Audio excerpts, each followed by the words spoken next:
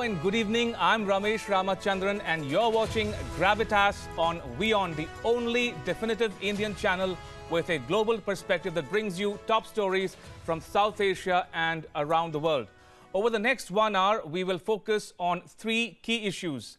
First, India has been projected to have the largest Muslim population by the year 2050, according to a report published by the Pew Research Centre, which is based in Washington, D.C. in the United States. We discuss the implications of the report's findings for India and the world. Second, we'll continue our discussion on the situation obtaining in Balochistan, the restive province of Pakistan. Remember, yesterday we brought you WION correspondent Taha Siddiqui's exclusive ground report from Quetta, the capital of Balochistan. Taha will join us again tonight to discuss and debate some other facets of the Balochistan issue which have a direct implication for India. And last but not the least, we dwell into North Korea's designs on the region and how it might shape or reshape the world as we know it. And just in case you're wondering why you should worry about what is happening on the distant Korean peninsula, well, we'll explore what is at stake for India and how North Korea might impact you and me going forward. All right, on that note, let's dive straight into the show tonight on Gravitas. We first take a look at a set of statistics that sure to ruffle some feathers at home, but also generate a heated debate among some sections of society. We're talking about demography, of course, how the population of India is changing even as we speak. Now, we all have heard about how India might overtake China in terms of population by 2022, become the world's most populous country. But did you know that by the year 2050, India will be home to people of the world's 2 biggest religions, Hinduism and Islam? Now, the Pew Research Centre has conducted a survey on the growth of the Hindu and Muslim populations in India.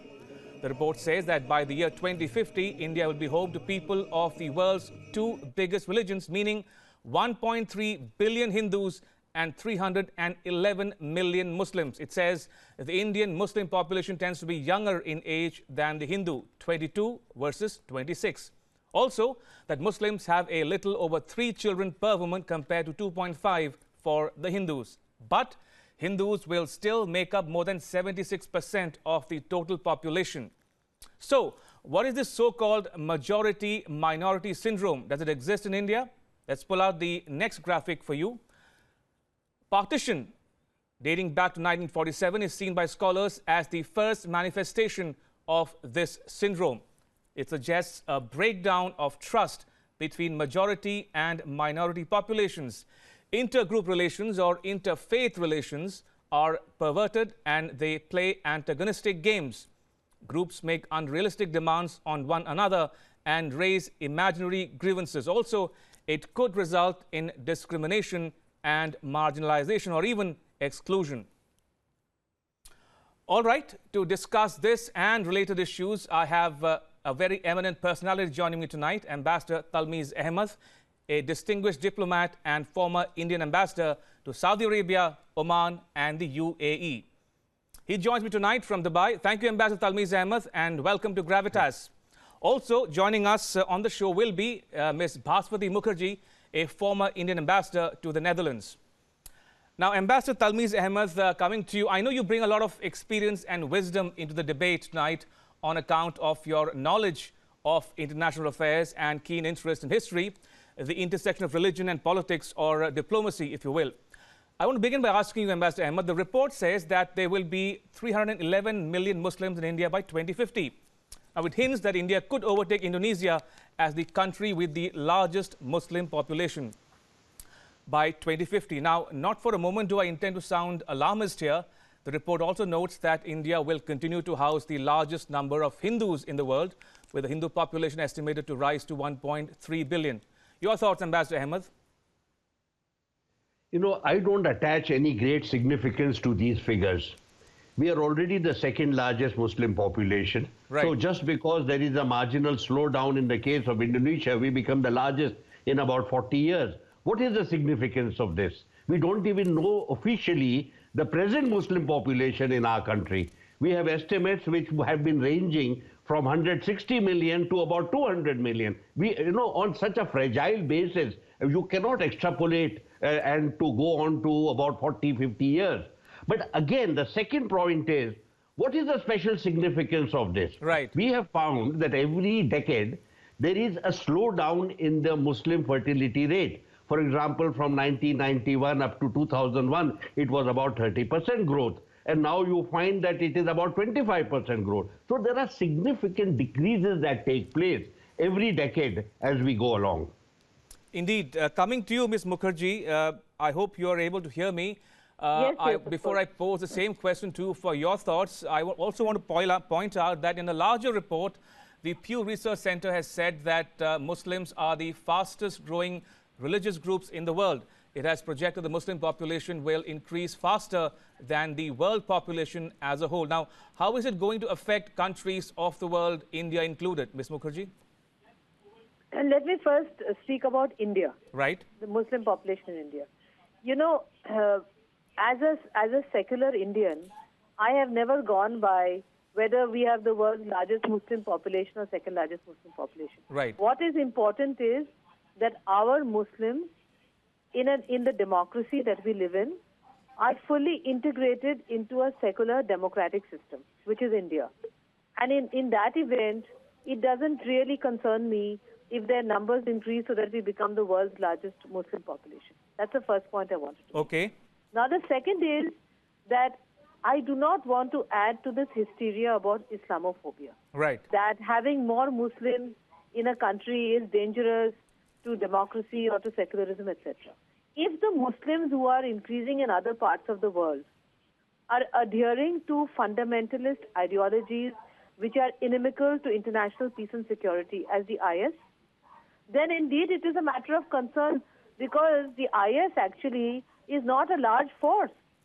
So if you look at the numbers in the IS and the havoc that they have created, they have not created the havoc because they are a very large number. In fact, the number of Muslims who oppose their ideology is very large.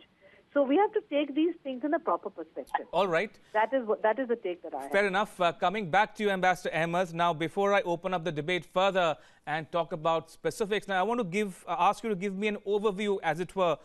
If I were to ask you, how will some of these demographic changes affect societies, people, governments around the world? In fact, politics around the world? You know, the most important point to note about this report is that it mentions our Hindu population as a monolithic group and gives a certain figure. It doesn't break the population up. If you were to look at actual details, you would find that the Muslim growth and the growth of other disadvantaged communities is almost the same. For example, in our country, the growth rate of the scheduled caste, for example, is almost the same as that of the Muslims. Also, studies have shown that wherever you have backward states, where large numbers of people are socio-economically disadvantaged, their growth rates tend to be much higher. Again, where you have communities which have very low education status or very high poverty status, again, their growth rates tend to be much higher than those of the Muslims. So you have to take into account a socio-economic profile rather than a very narrow monolithic view of Hindu versus Muslim, as if that would explain everything to us. It doesn't. Right. You know, and this simply feeds into a kind of extremist hysteria that you see in certain sections of our community. The main problem in our country today and in the world is that, yes, there is a concern about certain people who have become extremists. Right. But you have to once again analyze their scenario. These are products of broken states. Many of these states were actually broken down because of external aggression. When you have a state breakdown, then you have various forces that come into play. Very often they could be extremists, they could also be criminal gangs, you could also find, sectarian divide, and various other, you have various other forces that come into play when you have a disorderly scenario. So we have to be a little cautious about this. Very often you find in Western societies, certain people have become extremists because they have been seriously disadvantaged in their countries. Indeed, Ms. Mukherjee, now talking specifically about in the context of India, now the report also says that the Muslim population will rise faster, increasing from 14.4% in the year 2010 to almost 18.4% of the total population by 2050. However, 3 in 4 people in India will still be Hindus. The population of Hindus in India will be larger than the Muslim populations in largest Muslim states, India, Pakistan, Indonesia, Nigeria and Bangladesh combined. Your thoughts, Ms. Mukherjee?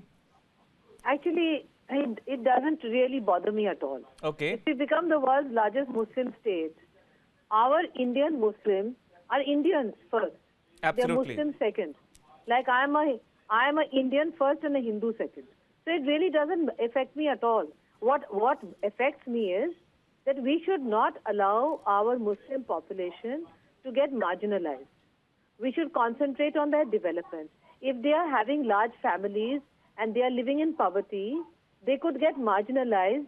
They could then be attracted into dangerous ideologies. Right. So for me, this is a development issue. This is an education issue. A lot of Hindus, huge number of Hindus, have stopped having large families after getting the benefits of education. This flows from education. And I really believe that large pockets of our Muslim population still feel somewhat marginalized because of their low figures, for instance, in civil service, etc. Right. We should work on integrating them. And we already have. I have very rarely met an Indian Muslim who's not fully integrated, which is in contrast to many European countries where I have served, where their Muslim populations are totally alienated. It is terrible to see the level of alienation in those countries. So if they then fall victim to dangerous jihadi ideologies, it is because of the manner in which they've been treated. Absolutely. So that's my take on it. Right. Ambassador Ahmed, now more than religious concerns or the much bandied phrase clash of civilizations, how will it manifest in or accentuate the majority versus minority divide in India and around the world? Aren't the Muslims, for instance, like the Hindus, a diverse population? There are differing levels of education, economic attainment, etc. You know, as Bhashwati has said, right, the issue is not a majority-minority issue at all, because the Hindu community is not a monolithic community and the Muslim community is not a monolithic community. In both communities, you have seriously disadvantaged people, and we have to focus on those. If you recall the Sachar committee report, you will see that they had given a very detailed profile of what is wrong with the Muslim community and what should be done. Indeed. So the focus of our government should be on that. Now, with regard to the global scenario, again, I agree with Bhashwati that, you know, you have a large number of developed societies where you have Islamophobia that has crept in, and that has become a factor in their domestic politics. Right. And you have seen this now burgeoning in the case of France. And of course, it has already been manifested in the United States. These are serious domestic issues where you have globalization that has destroyed their industrial base, and you have large communities which are native communities that do not have the educational qualifications and they cannot participate in the services sector. Right. Therefore, you have import of people who are qualified from various Asian countries. And what does the American do? He pulls out a gun. There is a qualified Asian who's come in with a PhD or a master's degree. This American doesn't even have a proper degree, but he has a right to own a weapon. Right. And that is why he takes it out and shoots an innocent Sikh somewhere or the other in the United States. This is the malaise in our world today. All right. And Ambassador Mukherjee, at the risk of putting it rather simplistically, will it give rise to religious tensions within India and in South Asia generally? My view in our country, religious tensions are caused by those who want to create communal clashes. Our communities are very well integrated, and it is a fact that whenever we've had clashes, in the majority of cases, they have been instigated due to narrow political agendas. Right. I am very confident, I'm very comfortable with our Muslim population. I have no issues with it. I fully agree with Talmiz on what he said about alienation. We have to just make sure that our minority or majority populations do not feel alienated and do not become victim to dangerous ideologies. And I am confident that given the secular and democratic fabric of our country, that is not going to happen. That has not happened yet. It's not going to happen. I have full faith in our democracy. Right. Ambassador Ahmed, if I were to just broaden our horizons, as it were, and talk about countries outside of our immediate neighborhood, for instance, Europe or the UK, for instance. Now, would the situation be any different in the UK? Now, Indians, whether they are Hindus or Muslims or Christians, form an affluent community in the UK. The Pakistanis and Bangladeshis do not. Thus, they are prone to jihadi influences. Your thoughts, Ambassador Ahmed?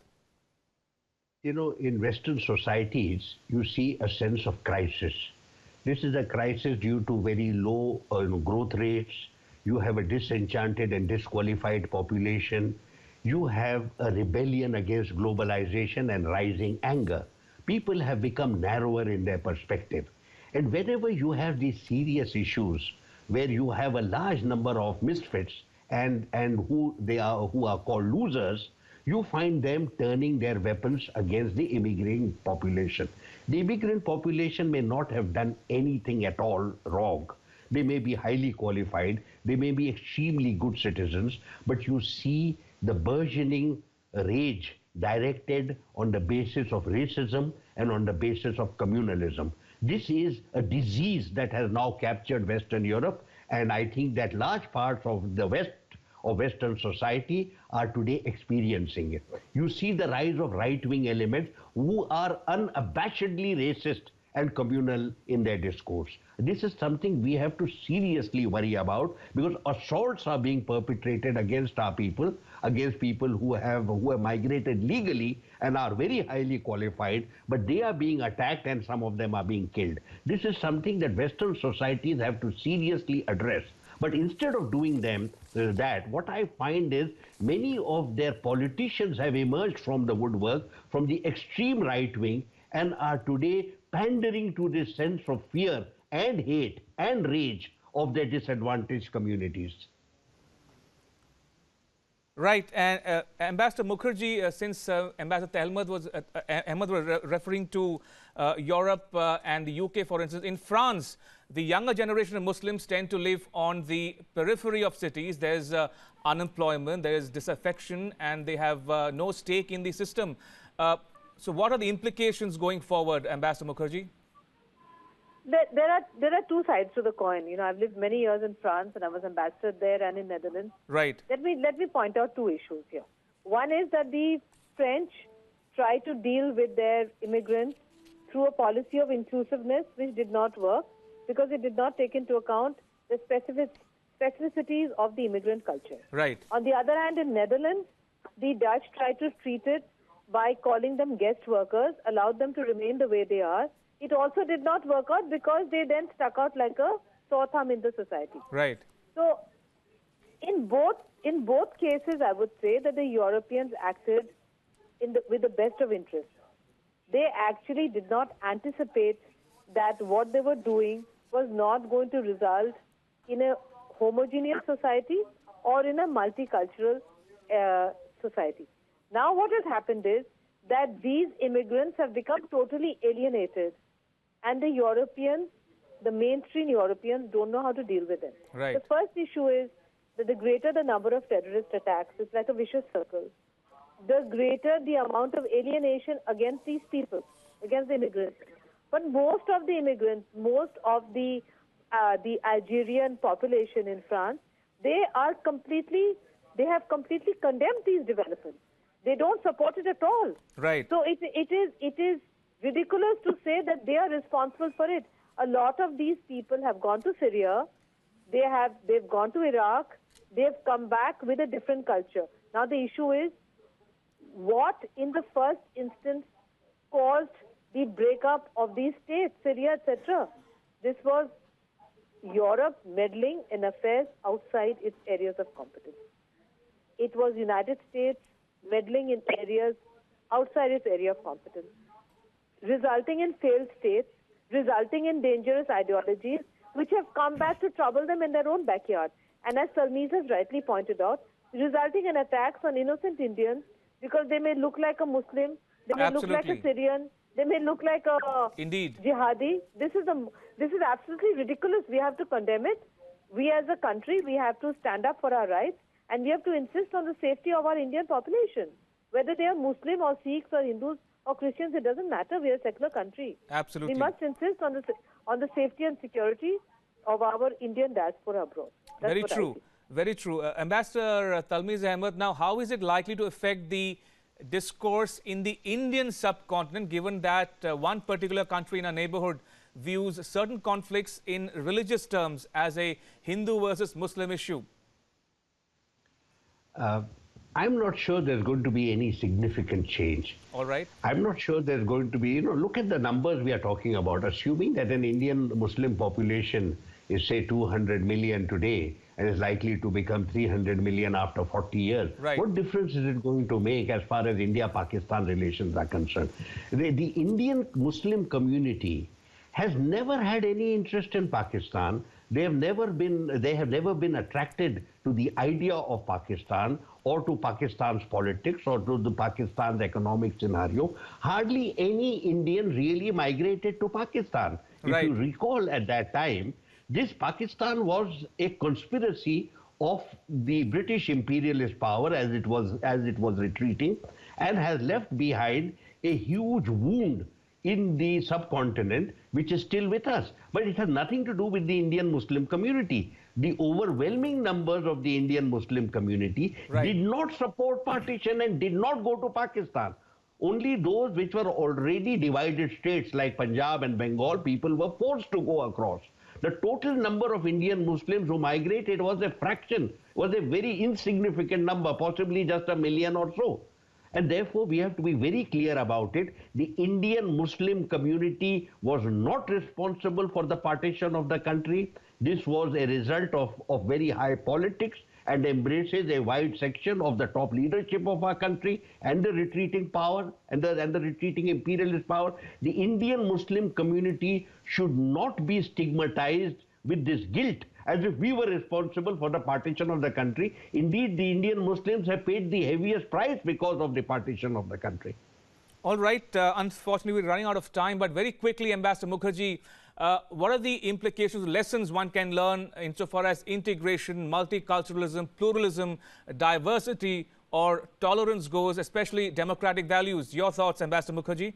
Well, I could say as a Bengali whose family came from what is now Bangladesh, that we were indeed fortunate that partition happened in a more orderly manner. But I can certainly tell you that there was a sinister plot in the way in which the Muslims were reorganized by the British. The population of Bangladesh of today, it was a Hindu majority state in East Bengal, which was made into Muslim majority. But who did it? It was not the Bengali Muslims or Bengali Hindus.